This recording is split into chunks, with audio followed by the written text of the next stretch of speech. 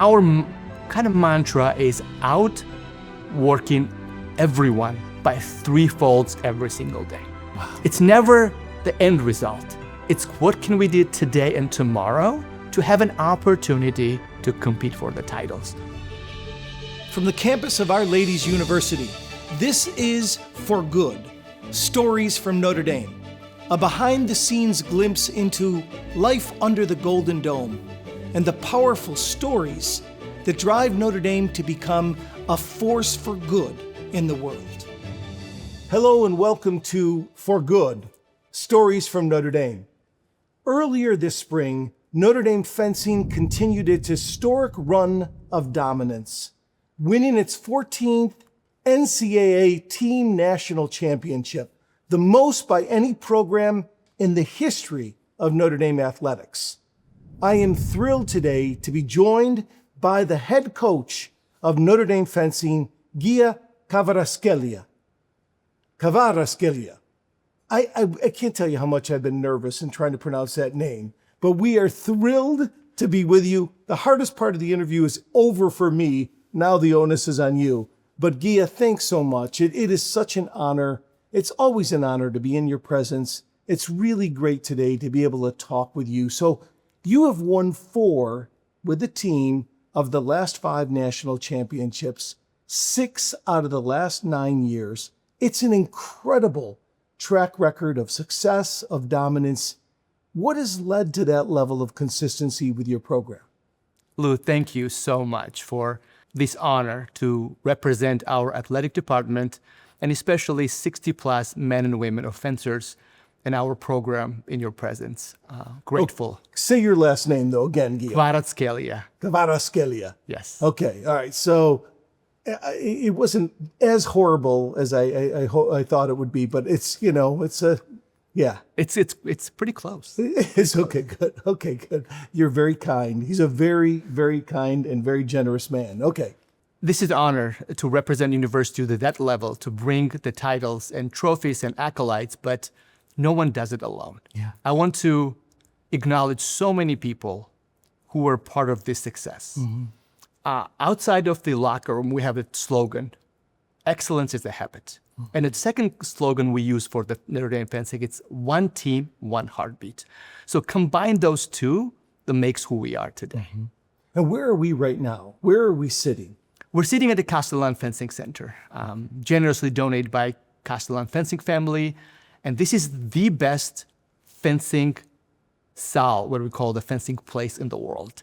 And university has given us everything along with Castellan family to be successful. Well, your track record of success more than merits, these kind of accommodations. We're so thankful to the Castellan family for what they've done. But tell us a little bit about your background. So where did you grow up and at what age did you move to the States? And how has fencing become such an important force in your life, both first as a fencer and then as a coach? It's a whirlwind. It's truly a travel for 10,000 miles away.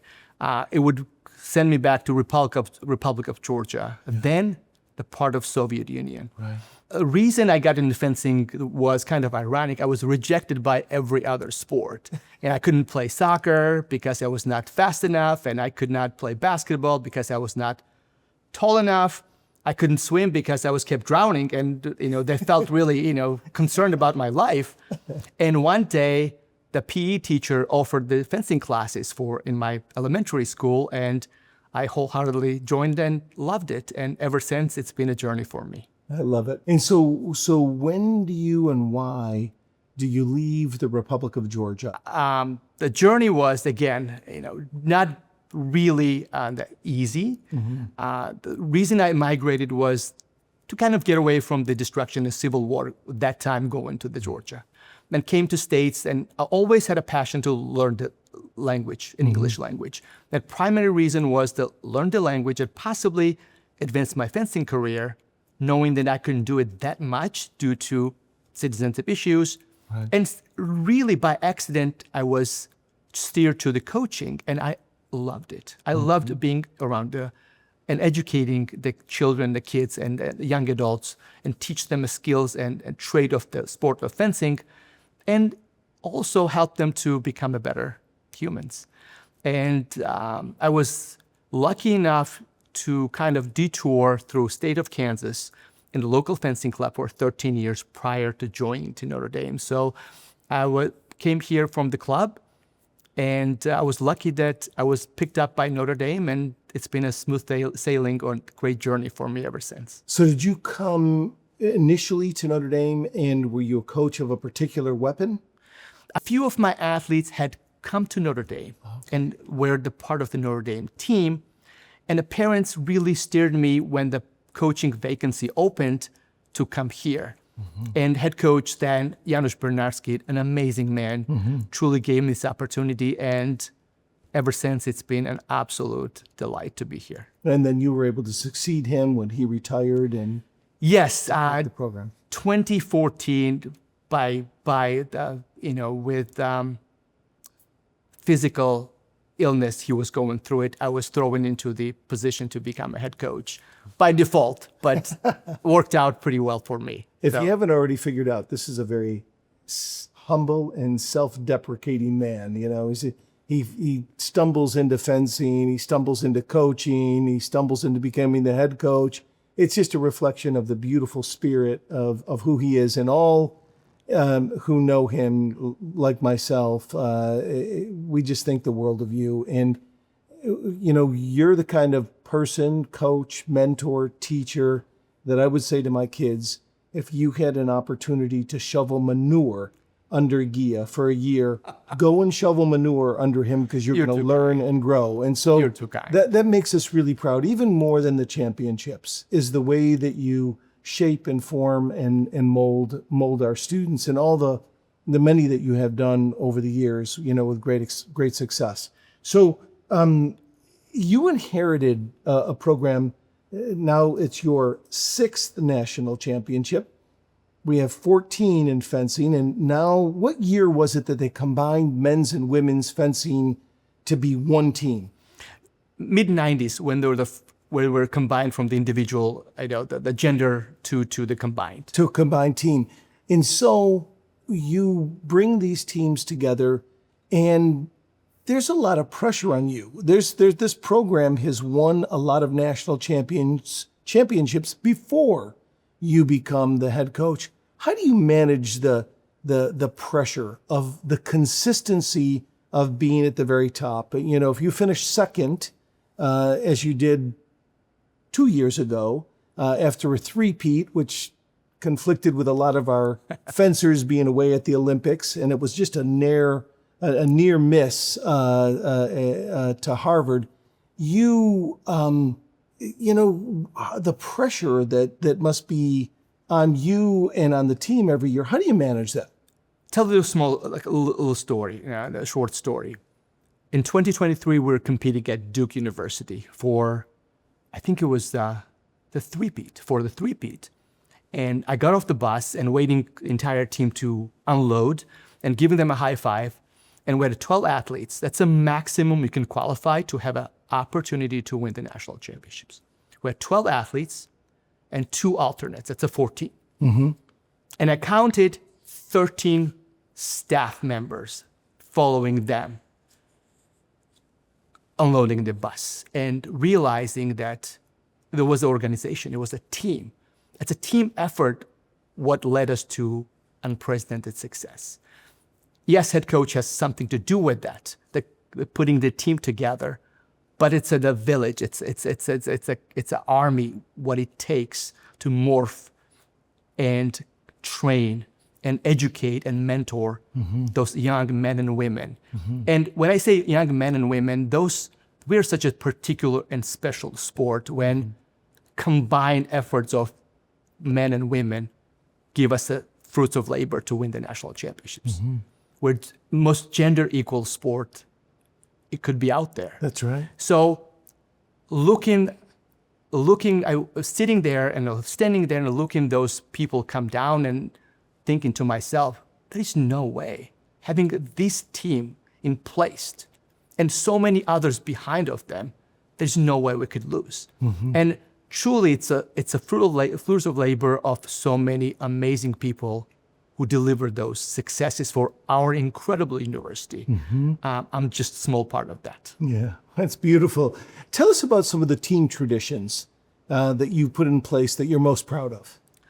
You know, Notre Dame is all about the traditions. We are a part of the incredible traditions. You know, we're part of the traditions of excellence of athletics. You know, I call the football and fencing. We won combined together 25 national championships, not counting incredible success from the lacrosse and every other sport we represent. But we have our small traditions as a fencing team. For example, we have a grotto run. Beginning of every year, the team will run together to grotto. And when you were talking about the team, this is the most diverse team in the face of the earth. We have 15 athletes from 13 different countries representing us. Wow. Racially, ethnically, internationally, you name it, diversity is everything about us. Men and women. Absolutely. And then together, we have this tradition. We hold hands together and pray for well-being of everyone around us and appreciation to this university and environment we giving to us by God. And you start the season each year with this grotto run. Grotto run. That's beautiful. We do have, after completing successfully the season, if we win the national championships, we take the trophy to the gravesite of Coach Chico, our founder. And literally, the connection between the past and present happens there. Yeah. It's just a gesture that we appreciated where we at because of who brought us here. We'll have plaques dedicated to individual national champions in the locker room. Will stay there forever. So it's a big deal for them, for their name could be reflected through the generations. So karaoke, freshman karaoke in the bus. So kids get to display their skills or not. Yeah. But this is an incredible tradition we have. So few of those would makes Notre Dame fencing so special. Yeah. So you tap into the spirit of Notre Dame with the team, as you said, was a one team, one heartbeat. But you also have fun with them, and they kind of really enjoy the kind of camaraderie across many diverse backgrounds. Tell us about, you're hosting this next year, the 2026 NCAA National Championships here at Notre Dame. Now, you've hosted before. What is that like? And anybody that might want to drop in and maybe watch their first fencing match, what will it be like? There's no better place than home. You know, when your compounds of that, and then defending home always brings you 10 times more energy. Yeah. I remember last time in 2022, for the longest time we hosted, and the pressure was immense because we don't want that trophy to walk away from our home. But the other hand, the spirit of cheering and just the pure number of the spectators will come to cheer for us will give us the extra energy to fight harder. Yeah. I'm so excited just talking with you. I want to be a fencer now. And so I don't know, should I be épée or foil or saber? Tell us a little bit about the different, we call them weapons, right? Correct. Tell us about the little bit of the different weapons in like how you score points, how you touch. Each one is a little bit different, right? Each weapon has its own rules and own particulars. And usually athletes don't cross the one weapon to the other. They stay kind of specialized in one. Right. All three of them are part of the Olympic sports. And the Olympics originated in 1896. The fencing was one of the original sports out there. And our men and women has to specialize in both weapons and be able to participate in it. It's épée, foil, and a saber. We have coaches who coach particular weapons. And I want to say amazing things about my coaches. Without their hard work, dedication, and tutelage, nothing will be possible. But three weapons, and literally I coach foil, I'm a foil specialist, but I don't dare to give the advice to my coaches who are coaching the other weapons. Right. So some you touch with the point, Correct. Some others you can kind of slash. To me, when I've come to watch a fencing match, it happens so fast that I have to wait for the reactions of the people to see who scored the point, because they're both going in and it's touch. Is it hard for the untrained eye to see who scored the point and who didn't? Incredible question, incredible observation. The tip of the weapon, especially in the saber, it's the second fastest moving object in the sport after the bullet. So it happens so quickly that untrained or even trained eye will not be able to detect who scores. So we have a scoring equipment for that, which slows things down and gives you lights and really assists the referees to make the right judgment call. And is that scoring equipment, is that technology pretty accurate? It's pretty accurate. Yeah. It has a subjectivity at the end because referee still has to make a decision to it. Yeah. But really it assists hugely to determine which way the points goes. Okay, now I heard, I don't know if there's any truth to this, that you practice screaming or yelling, with that. Is there truth to that you guys actually practice, or whatever, Oh, it's coming out of the soul. This is not just the screaming. It's something bigger than that. Yeah. It's all the emotions bottled in. When you focus to score the final touch coming out, and it's pretty violent. Yeah. If you look at that. But we do practice because it gets the kids out of the comfort zone while they're training here, and teach them to the right ways to position their motions prior to final touch. So how much is it psychological? Like, I want to intimidate my opponent. I want to have a big, as I go in, or how you celebrate each point or whatever. Is that part of like you're looking to have a psychologically kind of dominant spirit in the match, or is that not? More of it's a release of energy you have bottled in. Okay. While you are under really an immense amount of pressure. Yeah.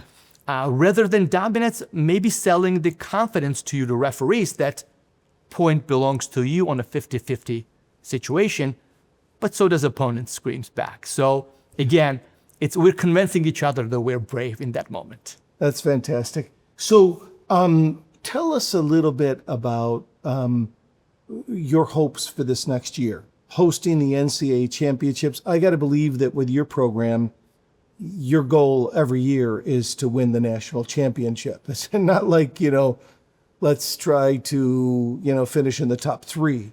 For many programs, that would be a great aspiration. How do you motivate the students when it's like it's all or nothing? I mean, the expectations are so high, and what do you set as goals for a season? We have the staff here, incredible staff, to kind of come up with the overarching strategy for every single year. And the goal is to have an opportunity to compete for the title.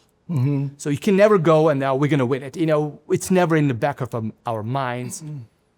We have an incredible coaching staff, and I need to, it's as diverse, come from all over the world. We have a associate head coach who comes from France and was product of the best weapon in France right now is épée. It has been the last 20 years the most dominant weapon in the world. Épée came from France, and he's a product of that. Incredible young man, Cedric Loiseau. And Christian Rascioni I need to really highlight. All my coaches come from Italy. So then when saber, one of the best saber specialists in the world comes from there. So, and Rolando Tucker, the number one fencer from Cuba. So we kind of combine together world's best in the one place under the Golden Dome here. I love it. So you got Georgia, former Soviet Union, you've got Italy, France, and Cuba. I mean, it's fantastic. So we have kind of world team put together here. And our kind of mantra is outworking everyone by 3 folds every single day.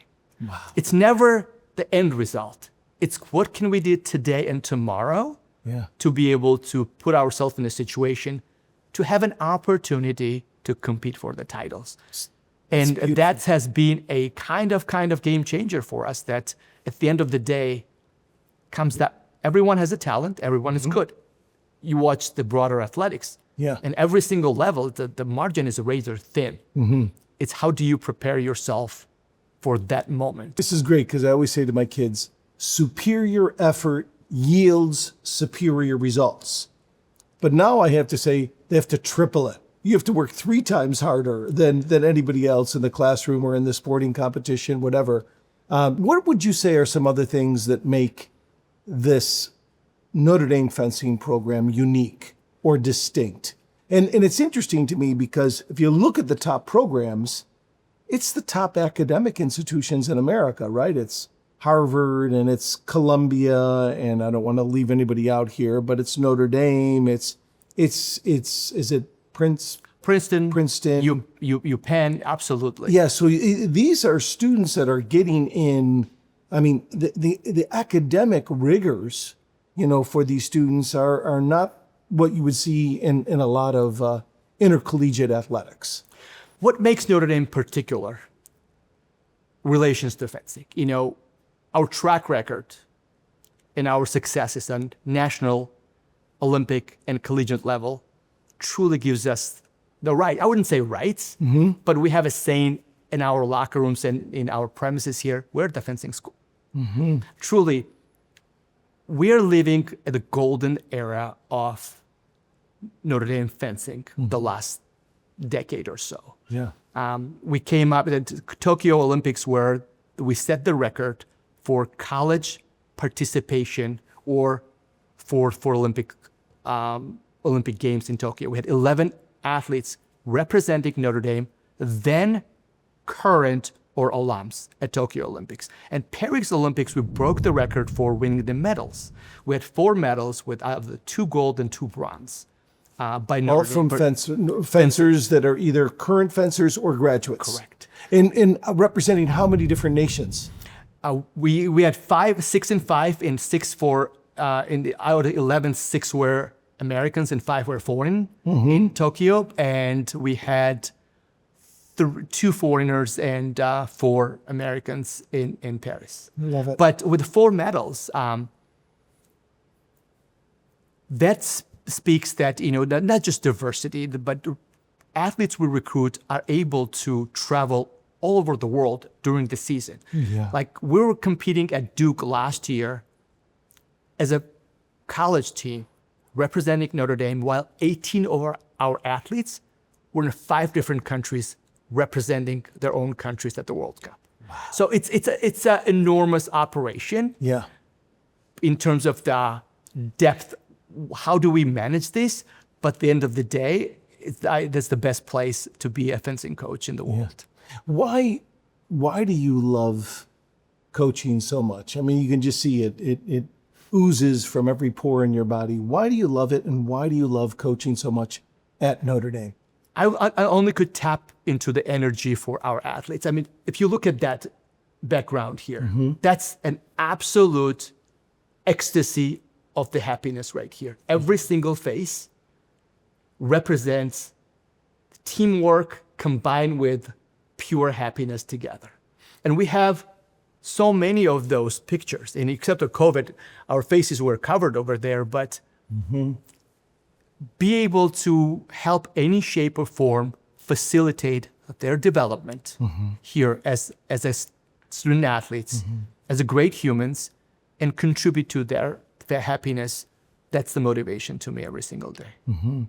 Any particular moment that, it's a difficult question, that jumps out to you in your coaching accomplishments that just really, maybe an anecdote or a story that really kind of speaks to what you love the most?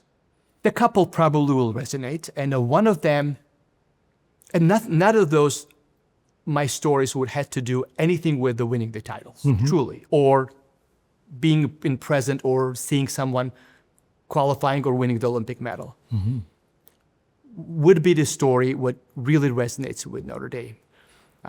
One of our athletes a decade ago contracted the heart virus and had to go undergo with heart transplant, and realizing how much Notre Dame community supported us as a fencing team and him throughout this journey. And we have a flag when we fly after we win the titles, and we took the flag and gave to hung in his room and told him, when you make this recovery, bring the flag back. Everything went by grace of God great. He recovered after a successful heart transplant, brought the flag back, and then that year, winning the national championship, coincidentally, he accepted the national championship trophy. Wow. That doesn't get any deeper than that. Yeah.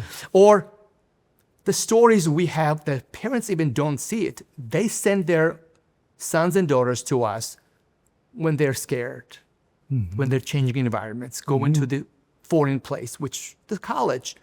And we see the flip when it happens from the scared, intimidated, and not sure human beings become confident contributors to society. We see that flip when it happens, and that's probably the biggest gift for us as the coaches, to see that and be a witnessing of those events. In the fraternity of coaches here, do you talk with Marcus Freeman? Do you talk with the Kevin Corrigans and Neil Ivies? Do you guys commiserate? Do you occasionally kind of share stories or challenges with each other? Do you learn it all from each other? Other sports? Absolutely. In our schedules, especially us, the fencing versus, their recruiting schedule is different, the competing schedule is different, and we travel all over the world, all over the country.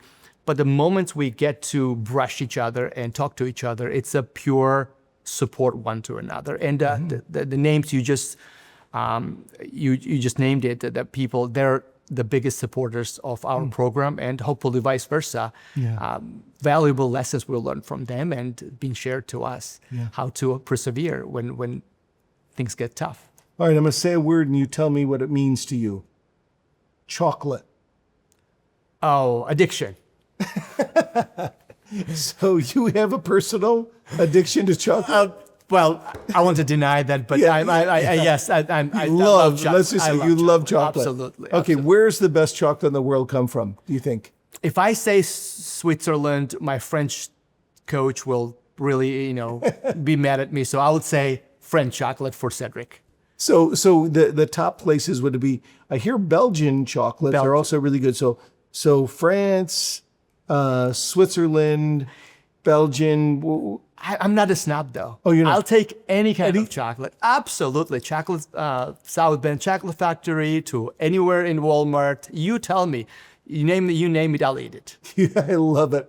I love it. So is that the way you relax? You're still in such great shape, but do you eat chocolate? Do you say once a week, every day? Well, I could eat once an hour, but again, in my age, probably I need to slow down on this one. But yes, I enjoy the chocolate for sure. Have you been able to get back to your home in Georgia? Do you still have any family there? Everyone is from there. my home lives there. I have a family here, my own, wife and two children, and proud father of Notre Dame graduate this year. Oh, you're going to be going through commencement. I'm going to commencement when Admiral Chris Grady, our alumni, the fencing great. That's right. Who identifies himself as a fencer. In every interview Chris Grady, Admiral gives, it's on a background of fencing mask where we're seeing right now. Right. So we'll be giving commencement speech while my daughter will be graduating from physics major here at Notre Dame. Wow. A physics major too. Yes. Well, congratulations. That's fantastic.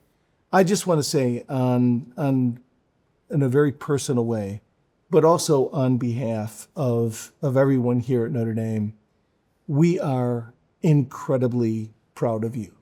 We're even more grateful for you. What you've done to not only lead this program to success, but much more importantly, the kind of human being that you are.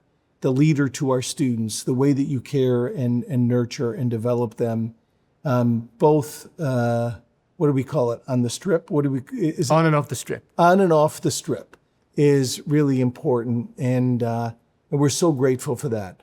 As we close, what if you were talking to those who are watching, how can we help you? What are the needs? What ways can we support the Notre Dame fencing as we look to the future? come and help us out. Come and cheer for us next year. We are, again, you mentioned that we're hosting NCAA Championships. Which will be when? March of 2026. Okay. The dates will be announced by NCAA pretty soon, and it will be incredibly meaningful. Yeah. You know, at the end of the day, I want my legacy to be someone who brought the fencing to the prominence here at Notre Dame. Mm-hmm. And fencing could become one of the household names. Mm-hmm. And that will help us tremendously to people come here and cheer for us. And student body, obviously, will be incredibly important.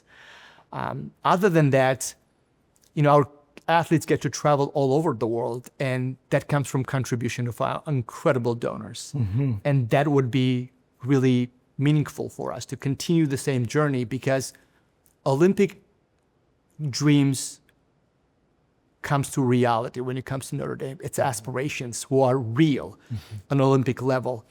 And if we do that Olympic level, the payback will be the titles, because those athletes are so amazing. Right. So those are the two things. Come cheer for us and always be with us in this journey and help us out to facilitate all this incredible development of our athletes to Olympic level. We have 14 national championships with the fencing program.